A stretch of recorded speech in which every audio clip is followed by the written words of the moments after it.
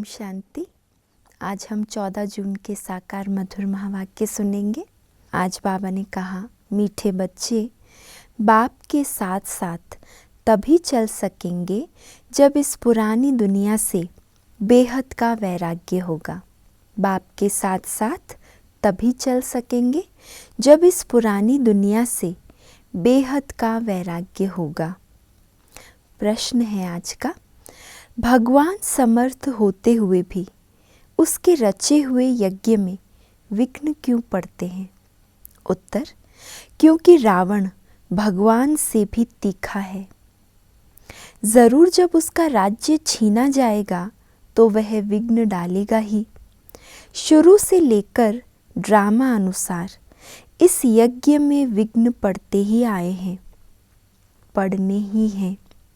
हम पतित दुनिया से पावन दुनिया में ट्रांसफ़र हो रहे हैं तो ज़रूर पतित मनुष्य विघ्न डालेंगे।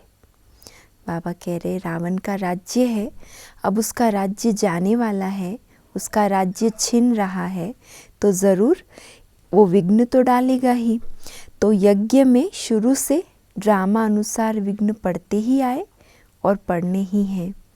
हम पतित दुनिया से पावन दुनिया में ट्रांसफ़र हो रहे हैं तो ज़रूर पतित मनुष्य विघ्न डालेंगे। गीत है, ओ दूर के मुसाफिर हमको भी साथ ले ले। ओम शांति। मीठे मीठे रूहानी बच्चों ने गीत की लाइन सुनी। जैसे वेद शास्त्र आदि भक्ति मार्ग का रास्ता बताते हैं, वैसे गीत भी थोड़ा रास्ता बताते हैं। गीतों से भी कहीं ना कहीं मदद मिल जाती है रास्ते बताने की। वह तो कुछ समझते नहीं। शास्त्रों की कथाएं आदि सुनना वह जैसे है कन रस। अब बच्चे जानते हैं दूर देश का मुसाफिर किसको कहा जाता है। गीत में जिसको याद कर रहे हैं वो कौन है, उसका परिचय हमें अभी मिल गया है। आत्मा जानती है हम भी दूर के मुसाफिर हैं, हमारा घर शांति धाम है। मनुष्य इन बातों को नहीं समझे तो गोया कुछ नहीं समझे। बाप को ना जानने से सृष्टि चक्र को कोई नहीं जानते हैं। ये आत्मा समझती है कि शिव बाबा कहते हैं, मैं टेम्परेरी जीव आत्मा बनता हूँ, तुम स्थायी जीवात्मा हो। बाबा क्या कह रहे, देखिए कितना रमणीक रीति से बाबा ज्ञान सुनाते हैं। बाबा कहते, मैं टेम्परेरी थोड़े टाइम के लिए जीवात्मा बनता हूँ। संगम युग जब आता है तो ब्रह्मा बाबा के तन में आकर आप बच्चों को फिर से ज्ञान सुनाने टेम्परेरी आधार लेता हूँ। लेकिन आप सब कौन हो? स्थायी जीवात्मा हो। मैं सिर्फ संगम पर ही टेम्परेरी जीवात्मा हूँ, सो भी तुम्हारे मुआफिक नहीं बनता। तो क्या अंतर है? वो तो मालिक है ना, जब चाहे आता है, प्रवेश करता है, ज्ञान सुनाकर फिर चला जाता है अपने घर। तो हमारी तरह वो उसी शरीर के बंधन में बंध जाए, ऐसा उसका पार्ट नहीं। तो बाबा कहते, तुम्हारे मुआफिक नहीं बनता। मैं इस जीव में प्रवेश करता हूँ अपना परिचय देने, नहीं तो तुमको परिचय कैसे मिले? बाप ने समझाया है, रूहानी बाप एक ही है जिसको शिव बाबा अथवा भगवान कहते हैं। दूसरा कोई नहीं जानते। इसमें पवित्रता का भी बंधन है। बड़े ते बड़ा बंधन है अपने को आत्मा समझना। बंधन क्यों कह रहे हैं बाबा? माना आत्मा अभिमानी होने की हमें मेहनत करनी पड़ती है। देह अभिमान में आने की आदत इतनी पक्की हो गई है जो घड़ी घड़ी हम भूल जाते हैं। तो बाबा कहते, जैसे ये एक बंधन है अपने को आत्मा समझना। जिस दूर के मुसाफिर पतित पावन को भक्ति मार्ग में याद करते हैं, वह रूहानी बाप समझाते हैं कि मैं सबको ले चलूँगा, किसको भी छोड़ नहीं जाऊँगा। वापस तो सबको जाना है, प्रलय भी नहीं होनी है। भारत खंड तो रहता ही है, भारत खंड का कभी विनाश नहीं होता है। सतयुग आदि में सिर्फ भारत खंड ही रहता है। कल्प के संगम पर जब बाप आते हैं तो आदि सनातन देवी देवता धर्म स्थापन करना होता है। बाकी सब धर्म विनाश होने हैं। तुम भी आदि सनातन देवी देवता धर्म स्थापन करने में मदद कर रहे हो। तो गीत सुना, कहते हैं बाबा हमको भी साथ ले चलो। बाप कहते हैं ऐसे साथ में कोई चल ना सके। हम कहें हमें साथ ले चलो तो ऐसे कहने से साथ नहीं जा सकेंगे जब तक पुरानी दुनिया से वैराग्य ना आए। जब तक वैराग्य ना हो, कितना भी किसको ज्ञान सुनाओ समझ में नहीं आएगा। तो बाबा कहते जब तक वैराग्य ना आए, पुराने मकान से दिल ना हटे, अपने आप को आत्म अभिमानी ना समझें, तब तक चल ना सके। नया मकान बनता है तो पुराने से दिल टूट जाती है। तुम भी जानते हो ये पुरानी दुनिया खत्म होनी है। अब नई दुनिया में चलना है। जब तक सतो प्रधान नहीं बनेंगे तब तक सतो प्रधान देवी देवता बन नहीं सकेंगे। इसलिए बाबा बार बार समझाते हैं, अपने को आत्मा समझ बाप को याद करते रहो। सद्गति करने वाला दूर का मुसाफिर एक ही आया हुआ है, उसको दुनिया नहीं जानती। सर्वव्यापी कह दिया है। अभी तुम बच्चे नंबरवार पुरुषार्थ अनुसार जानते हो कि हम शिव बाबा की संतान हैं। उसमें भी बाबा कहते नंबरवार है, समझने वाले और ये स्मृति में रखने वाले कि हम भगवान के बच्चे हैं, शिव बाबा की संतान है। नंबरवार पुरुषार्थ अनुसार है। आते भी हैं तो समझते हैं हम बाप दादा के पास जाते हैं तो ये फैमिली हो गई। ये है ईश्वरीय फैमिली। किसको बहुत बच्चे होते हैं तो बड़ी पलटन हो जाती है। शिव बाबा के बच्चे जो इतने भी के भाई बहन हैं तो बाबा की पलटन सबसे बड़ी है ना। ये भी बड़ी पलटन हो जाती है। ब्रह्मा कुमार कुमारियाँ सब जानते हैं हम बेहद के बाप से वर्षा लेते हैं। शास्त्रों में दिखाते हैं पांडवों और कौरवों ने खेल खेला, राजाई दाव में रखी। अब राजाई न कौरवों की है न पांडवों की है, ताज आदि कुछ भी नहीं है। दिखाते हैं उनको शहर निकाला मिला, पांडवों को शहर निकाला दिया, हथियार आदि छिपा कर जाए रखा। ये सब है दंत कथाएं। न पांडव राज्य है न कौरव राज्य है, न उन्हों की आपस में लड़ाई चली है। लड़ाई राजाओं की लगती है ना। ऐसे जो कहानी में दिखाया है उस अनुसार लड़ाई की महाभारत की बात नहीं है, लेकिन आपस में राजाओं की लड़ाई चलती है। ये तो भाई भाई है। लड़ाई हुई है कौरवों और यौवनों की। बाकी भाई एक दो को कैसे ख़त्म करेंगे। दिखाते हैं पांडव कौरव लड़े, बाकी 5 पांडव बचे और एक कुत्ता रहा, वह भी सब पहाड़ पर गल मरे। कहानी का अंत कैसे दिखाते हैं, सब पहाड़ों पर जाकर गल मरे। खेल ही खलास, राजयोग का अर्थ ही नहीं निकला। अभी तुम बच्चे जानते हो बाप कल्प कल्प आकर एक धर्म की स्थापना करते हैं, बुलाते भी हैं, हे पतित पावन बाबा आओ, आकर पतित से पावन बनाओ। सतयुग में सूर्यवंशी राजधानी ही होती है। ब्रह्मा द्वारा विष्णुपुरी की स्थापना हो रही है। अब बाप आए हैं तो उनके डायरेक्शन पर चलना है। जिसको इतना प्यार से, इतनी तड़फ और लगन से भक्ति में बुलाया, अब वो आया है तो वो जो कहे, जैसा कहे, उस डायरेक्शन पर चलना है। कमल पुष्प समान पवित्र रहना है। अगर एक बार हम याद करें कि भक्ति मार्ग में कितना हमने भावना से उसको पुकारा, कितना तड़फ कर पुरुषार्थ किया होगा उसको एक दर्शन, एक झलक पाने के लिए, अब वो आकर मिल गया है, तो सोचो हमारी लगन कितनी जास्ती, कितनी तीव्र होनी चाहिए। लेकिन कई बार क्या होता है, चलते चलते अलबेलापन आ जाता है। तो बाबा इसीलिए कहते हैं डायरेक्शन पर चलना है, कमल पुष्प समान पवित्र रहना है।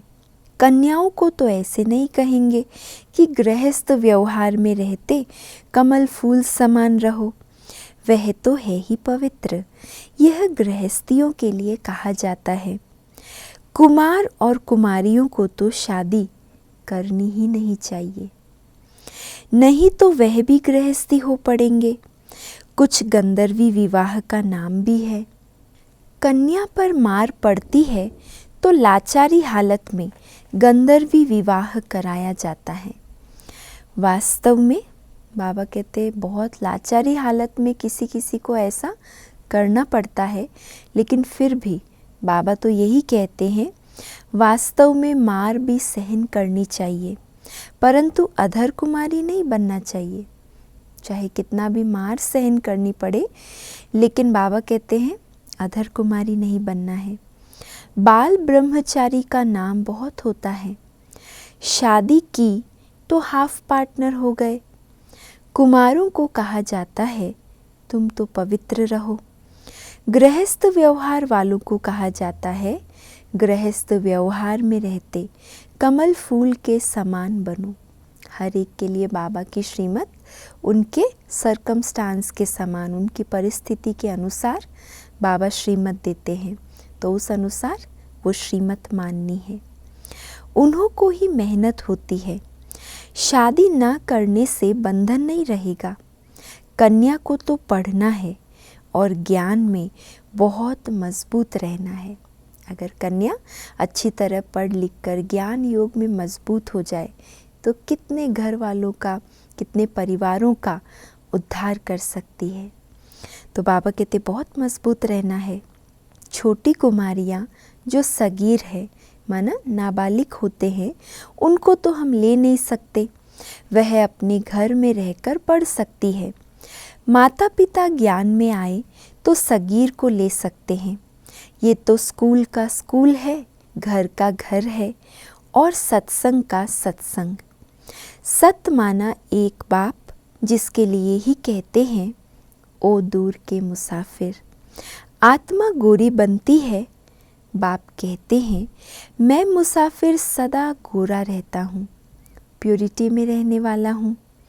मैं आकर सभी आत्माओं को पवित्र गोरा बनाता हूँ और तो कोई ऐसे मुसाफिर है नहीं। बाप समझाते हैं मैं आया हूँ रावण राज्य में। दूर देश का रहने वाला आया देश पर आए। कौन से पराये देश? रावण के राज्य में आया है। ये शरीर भी पराया है। तुम्हारी आत्मा कहेगी ये हमारा शरीर है, बाबा कहेंगे ये हमारा शरीर नहीं है, ये इनका शरीर है, ब्रह्मा बाबा का शरीर है। यह पतित शरीर हमारा नहीं है।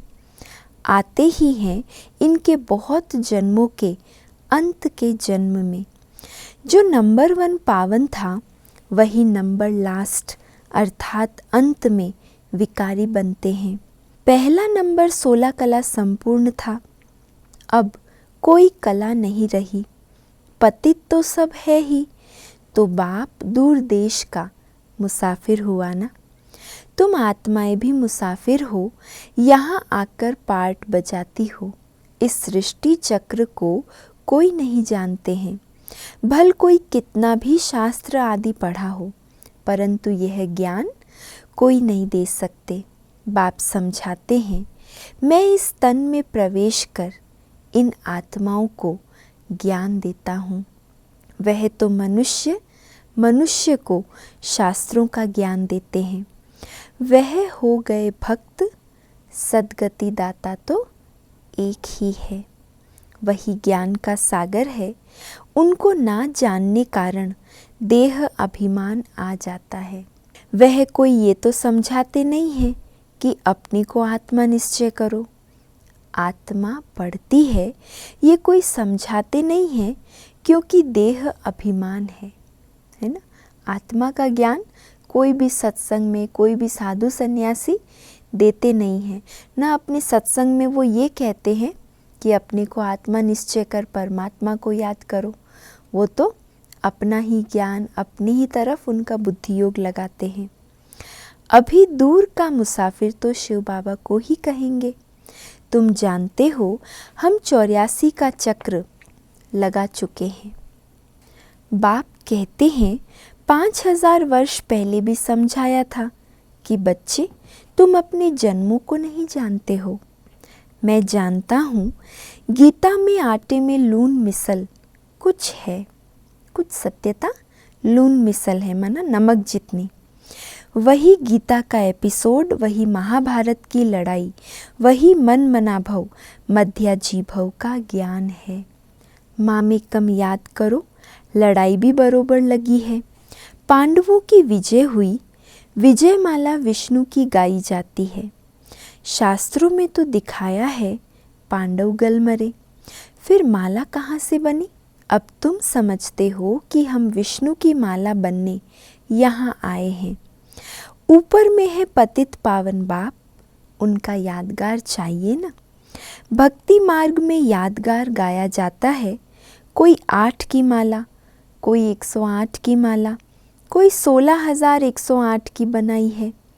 गाते हैं चढ़ती कला तेरे भाने सर्व का भला। तो ये किसका यादगार है? चढ़ती कला मना हम ब्राह्मण बच्चों की चढ़ती कला से सर्व विश्व की आत्माओं का भी भला हो जाता है। अभी तुम जानते हो हमारी चढ़ती कला है। हम चले जाएंगे अपने सुख धाम, फिर हम वहाँ से नीचे कैसे उतरते हैं, 84 जन्म कैसे लेते हैं, ये सारा ज्ञान तुम्हारी बुद्धि में है। यह ज्ञान भूलना नहीं चाहिए। हमारे सब दुख दूर करने, श्राप मिटाए, सुख का वर्षा देने बाप आया है।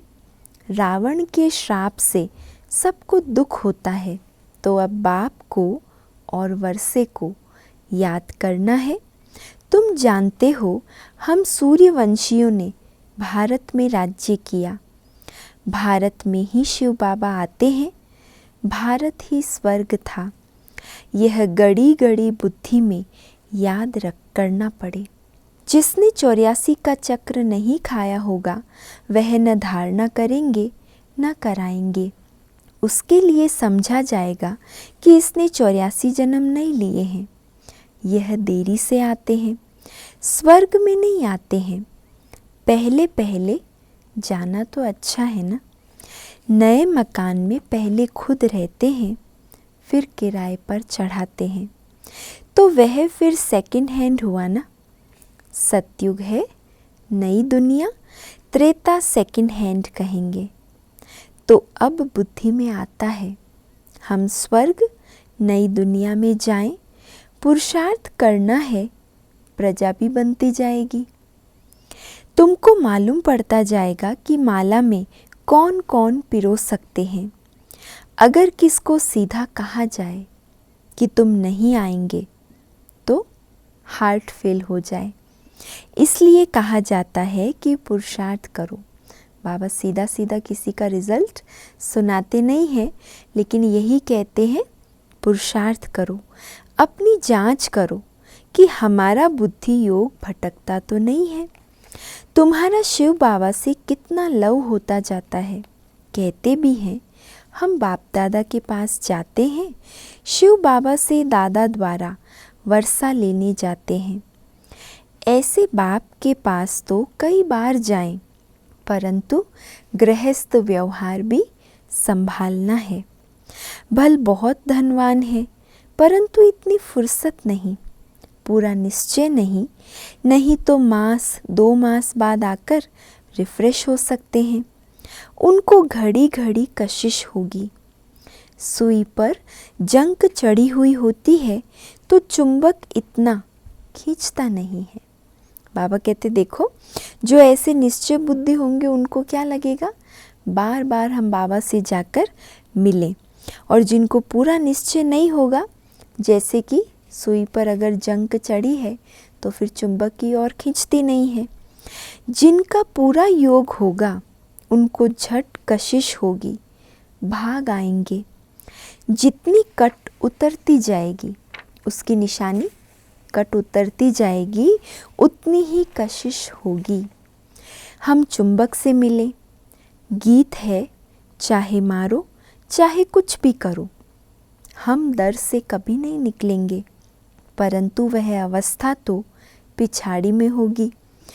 कट निकली हुई होगी तो वह अवस्था होगी।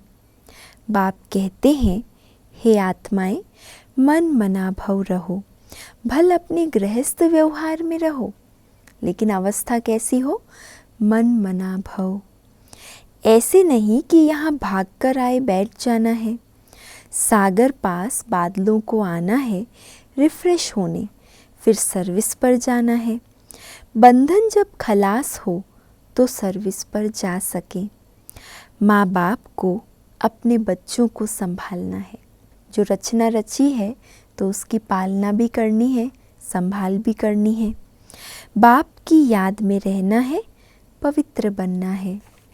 बाप ने समझाया है, अनेक प्रकार के विघ्न ज्ञान यज्ञ में पड़ते हैं।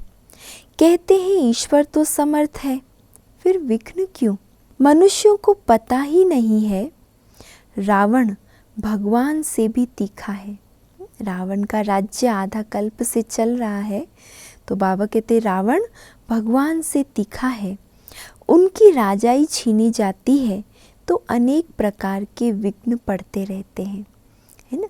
क्योंकि सतयुगी दुनिया में जाने के संस्कार तो आत्मा संगम पर आकर जब ज्ञान लेना शुरू करती है, तब उन संस्कारों को धारण करने का पुरुषार्थ करती है। लेकिन जो रावण राज्य में हमने संस्कार बना लिए, चाहे विकारी संस्कार कहो, चाहे कोई भी आसुरी संस्कार कहो, वो तो आधा कल्प से इतने पक्के हो गए हैं कि बार बार अपनी ओर खींच लेते हैं। इसलिए बाबा कहते रावण और भी ज़्यादा तीखा है। ड्रामा प्लान अनुसार फिर भी विघ्न पड़ेंगे। शुरुआत से लेकर पतितों के विघ्न पड़ते हैं। शास्त्रों में भी लिख दिया है, कृष्ण को 16,108 पटरानियाँ थी, सर्प ने डसा, राम की सीता चुराई गई। अब रावण स्वर्ग में कहाँ से आए? झूठ तो बहुत है। कहते हैं विकार बिगर बच्चे कैसे होंगे? उनको पता ही नहीं, जो वर्षा लेने वाले होंगे वही आकर समझेंगे और उनको ही ये सब बातों के प्रति निश्चय होता जाएगा। तो इस ज्ञान यज्ञ में असुरों के विघ्न पड़ते हैं। पतित को असुर कहा जाता है ही रावण संप्रदाय। अभी तुम संगम पर हो, रावण राज्य से किनारा कर लिया है, फिर भी कुछ लेस आती है। यह बुद्धि में ज्ञान है कि हम जा रहे हैं, बैठे तो यहाँ भी हैं। बुद्धि में ज्ञान है, बल बैठे यहाँ ही हैं, लेकिन ज्ञान बुद्धि में घूमता रहता है। बैठे यहाँ हो, परंतु उनसे जैसे तुमको वैराग्य है। यह छीछी दुनिया कब्रिस्तान बननी है। भिन्न भिन्न पॉइंट्स से समझाया जाता है। वास्तव में तो एक ही पॉइंट है। सब मुख्य पॉइंट्स का सार तो एक ही है। क्या सार है? पहले भी बाबा ने कहा, मन मना भव। यही महामंत्र है, यही मुख्य पॉइंट है। कितनों की चिट्ठियाँ आती है, बाबा हम बांधेली हैं, एक द्रौपदी तो नहीं है, हजारों हो जाएगी। अभी तुम पतित दुनिया से पावन दुनिया में ट्रांसफ़र हो रहे हो। जो कल्प पहले फूल बने होंगे वही निकलेंगे। गार्डन ऑफ अल्लाह की यहाँ स्थापना होगी। कोई कोई तो ऐसे अच्छे अच्छे फूल होते हैं जो देखने से ही आराम आ जाता है। देखते ही जैसे दिल इतनी खुश हो जाती है, चेहरे पर मुस्कान आ जाती है। तो कितना वो फूल में औरों को अट्रैक्ट करने की ताकत है। तो बाबा भी हम चैतन्य फूलों को भी ऐसा देखना चाहते हैं। हम भी ऐसे फूल बने, ऐसे गुणवान बने जो हमें कोई भी देखे उसके दिल को खुशी, आराम, एक अलग प्रकार का संतुष्टता, आनंद का अनुभव हो और उनको लगे कि ऐसे गुणवान हम भी बने, ऐसी खुशबू अपने अंदर भरनी है। तो बाबा कहते हैं ऐसे फूल होते हैं, देखने से ही आराम आ जाता है। नाम ही है किंग ऑफ फ्लावर्स, 5 रोज से रखा हो तो भी खिला रहेगा, 5 दिन तक भी मुरझाएगा नहीं, खुशबू फैलती रहेगी। यहाँ भी जो अंडरलाइन करेंगे हम ये बात आज, यहाँ भी जो बाप को याद करते और याद दिलाते हैं उनकी खुशबू फैलती है। कितना अच्छा बाबा चैतन्य फूल और जड़ फूलों को कंपेयर करते हुए बता रहे कि जो किंग ऑफ फ्लावर है उसको 5-6 दिन रखो तो भी मुरझाता नहीं, खुशबू फैलाता रहता। ऐसे यहाँ भी किंग ऑफ फ्लावर कौन है? जो खुद भी याद में रहते औरों को भी बाबा की याद दिलाते हैं, उनकी खुशबू फैलती है, सदैव खुश रहते हैं। ऐसे मीठे मीठे बच्चों को देख बाप हर्षित होते हैं। उन्हों के आगे बाबा की ज्ञान डांस अच्छी होती है। अच्छा, मीठे मीठे सिकी लधे बच्चों प्रति माता पिता बाप दादा का याद प्यार और गुड मॉर्निंग। रूहानी बाप की रूहानी बच्चों को नमस्ते और हम सब रूहानी बच्चों की रूहानी माता पिता बाप दादा को याद प्यार, गुड मॉर्निंग और नमस्ते। तो आज बाबा ने ज्ञान और योग दोनों के ऊपर बहुत अच्छा अटेंशन दिलाया। साथ साथ ये भी कहा घर व्यवहार को संभालते, अपनी जिम्मेवारियों की पालना करते, रचना को संभालते, ये ज्ञान धारण करना है, पढ़ाई पढ़नी है और पवित्र जीवन जीना है। तो आज धारणा के लिए मुख्य सार में पहला पॉइंट है, ज्ञान और योग में मजबूत बनना है। अगर कोई बंधन नहीं है तो बंधनों में जानबूझकर फंसना नहीं है, बाल ब्रह्मचारी होकर रहना है। बाबा ने कहा था आज कि कितना भी सहन करना पड़े लेकिन जानबूझकर बंधन में, माना शादी के बंधन में कुमारियों को फंसना नहीं है। दूसरा है, अभी हमारी चढ़ती कला है, बाबा हमारे सब दुख दूर करने, श्राप मिटाए, वर्षा देने आए हैं। बाप और वर्षे को याद कर अपार खुशी में रहना है। जांच करनी है कि हमारा बुद्धि योग कहाँ भटकता तो नहीं है। आज का वरदान है, स्वमान में स्थित रहे, देह अभिमान को समाप्त करने वाले सफलता मूर्त भव। स्वमान में स्थित रहे, देह अभिमान को समाप्त करने वाले सफलता मूर्त भव। जो बच्चे स्वमान में स्थित रहते हैं वही बाप के हर फरमान का सहज ही पालन कर सकते हैं। स्वमान भिन्न भिन्न प्रकार के देह अभिमान को समाप्त कर देता है, लेकिन जब स्वमान से स्व शब्द भूल जाता है और मान शान में आ जाते हो तो एक शब्द की गलती से अनेक गलतियां होने लगती है। देखो बाबा कहते स्वमान से अगर स्व शब्द भूल गया और मान शान अभिमान में आ गए तो एक शब्द की गलती से अनेक गलतियां होने लगती है। इसलिए मेहनत ज़्यादा और प्रत्यक्ष फल कम मिलता है। लेकिन सदा स्वमान में स्थित रहो तो पुरुषार्थ व सेवा में सहज ही सफलता मूर्त बन जाएंगे। स्लोगन है, तपस्या करनी है तो समय को बचाओ, बहाना नहीं दो। तपस्या के लिए बहाना नहीं देना है लेकिन समय को बचत करना है और उस बचत किए समय को तपस्या में सफल करना है। तो बाबा कह रहे हैं तपस्या करनी है तो समय को बचाओ, ये नहीं कहो हमारे पास समय नहीं है, बहाना नहीं दो। और आज का अव्यक्त इशारा है, मन को पहले परम धाम में लेके आओ। पहुंच गए सभी परम धाम में, आत्म स्वरूप में स्थित हो जाएंगे। फिर सूक्ष्म वतन में फरिश्तेपन को याद करो, मैं आकारी फरिश्ता हूँ। फिर पूज्य रूप याद करो, मैं मंदिर में विराजमान पूज्य स्वरूपधारी आत्मा हूँ। फिर ब्राह्मण रूप याद करो, मैं संगम युगी ब्राह्मण कुल भूषण हूँ। फिर देवता रूप याद करो, मैं सतयुगी सतो प्रधान सृष्टि में बहुत सुंदर प्रिंस प्रिंसेस का पार्ट बजाने वाली देवी देवता स्वरूप हूँ। सारे दिन में चलते फिरते ये 5 मिनट की एक्सरसाइज करते रहो। इसके लिए मैदान नहीं चाहिए, दौड़ नहीं लगानी है, न कुर्सी चाहिए, न सीट चाहिए, न मशीन चाहिए, सिर्फ शुद्ध संकल्पों का स्वरूप चाहिए। बस इसके सिवाय और किसी साधन की ज़रूरत नहीं। तो रोज़ ये 5 स्वरूप की अभ्यास एक्सरसाइज करते चलो। अच्छा, ओम शांति।